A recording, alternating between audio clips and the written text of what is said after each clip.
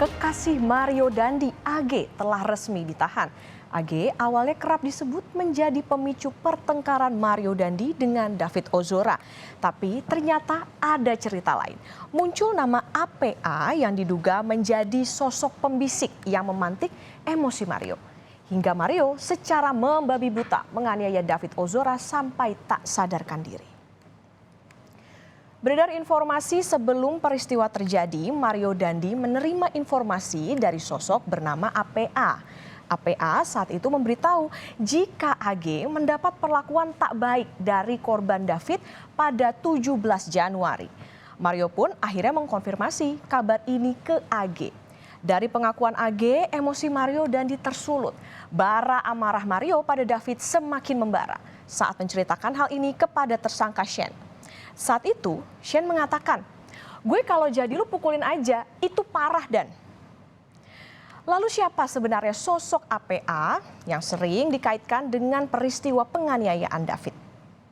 APA ini saudara ternyata adalah mantan kekasih dari Mario Dandi. Mario diketahui beberapa kali menghubungi APA. Melalui keterangan tertulis dari kuasa hukum APA, pihak APA keberatan jika disebut sebagai provokator yang mengakibatkan Mario Dandi emosi dan menganiaya David. Pihak APA menyatakan sama sekali tidak mengetahui adanya perencanaan penganiayaan David. Selain itu, APA juga tidak berada di lokasi kejadian. Kita kembali lagi mengulas peranan dari AG, kekasih Mario Dandi, dalam penganiayaan David ini. Dari rekonstruksi pada hari Jumat lalu terungkap jika ada peranan AG yang berupaya memancing David untuk turun bertemu dengan Dandi. Dalihnya adalah ingin mengembalikan kartu pelajar David. Agar David percaya, AG bahkan mengirimkan foto kartu pelajar. Perlu diketahui, pasca mendapat informasi dari AG, Mario Dandi ini memang beberapa kali meminta bertemu David untuk klarifikasi.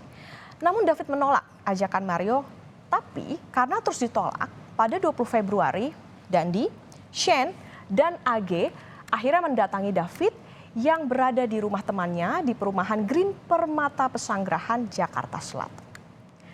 Karena upaya AG untuk membujuk David turun itu tidak membuahkan hasil, Mario Dandi akhirnya meminjam ponsel dari AG. Lewat ponsel AG inilah Mario mengirimkan pesan suara yang bertujuan untuk membuat David turun bertemu dengan dirinya. Manipulatif apa Mbak? Di voice note yang mana dia menggunakan HP dari klien kami ini, tapi di sana dia itu dengan suara dia langsung.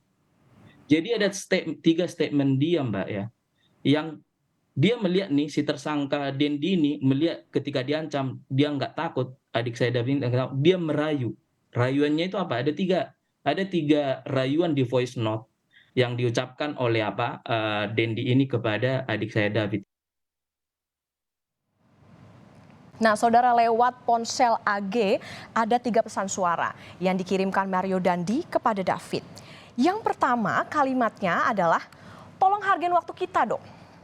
Lalu masih dengan ponsel AG, Mario Dandi kembali mengirimkan pesan suara kedua yang berisi, "Ini Indonesia negara hukum, gue gak bakal ngapa-ngapain kok."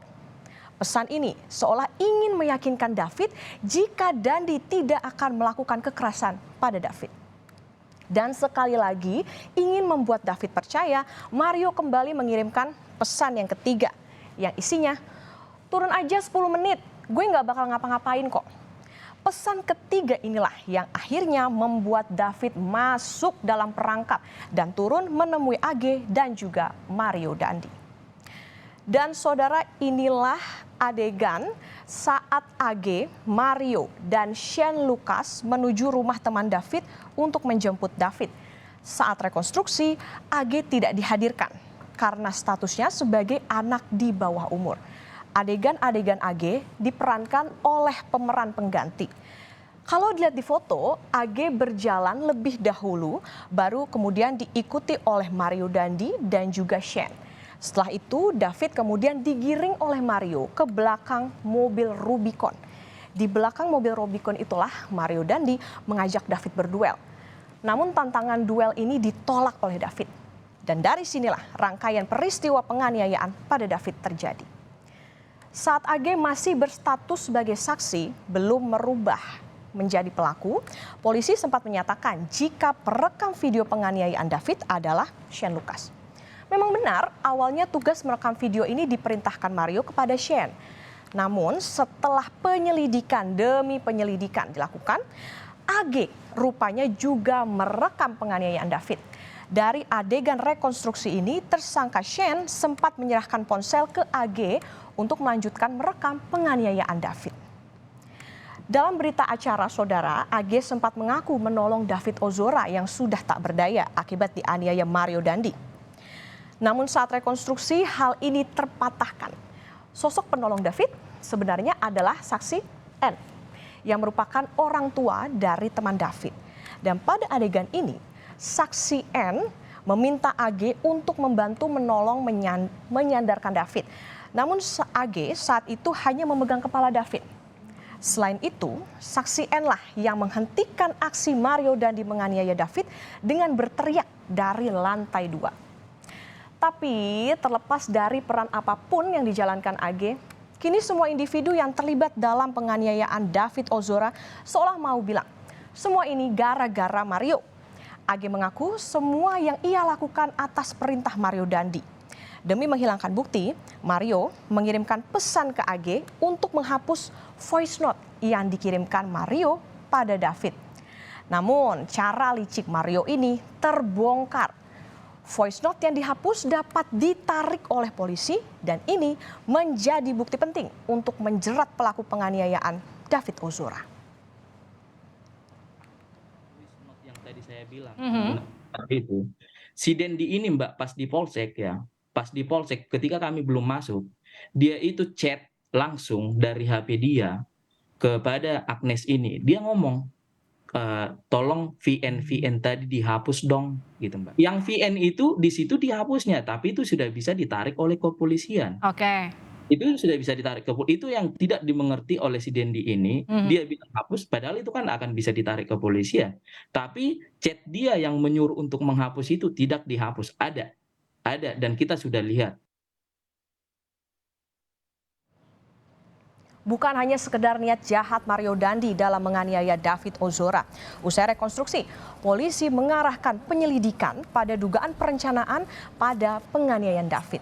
4 saksi akan diperiksa karena rupanya Mario Dandi sempat menghubungi beberapa orang untuk memberitahukan rencana penganiayaan terhadap David.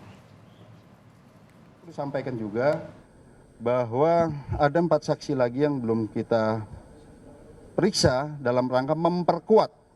Ini sekali lagi dalam rangka memperkuat unsur daripada perencanaan para tersangka ini yang dalam waktu dekat kita akan periksa. Sebagai contoh, maksud kami di sini bahwa sebelum terjadinya tindak pidana ini ternyata tersangka MDS ini menghubungi beberapa orang dan memberitahukan akan melakukan tindakan pidana yang terjadi. Dan saudara kekasih Mario, yakni AG, memang sudah berstatus anak yang berkonflik dengan hukum dan telah ditahan. Namun hingga kini, polisi belum menjabarkan secara rinci bagaimana peranan AG dalam penganiayaan David hingga membuat AG tersangkut masalah hukum. Patut kita nanti penjelasan dari polisi mengenai keterkaitan AG kekasih dari Mario Dandi.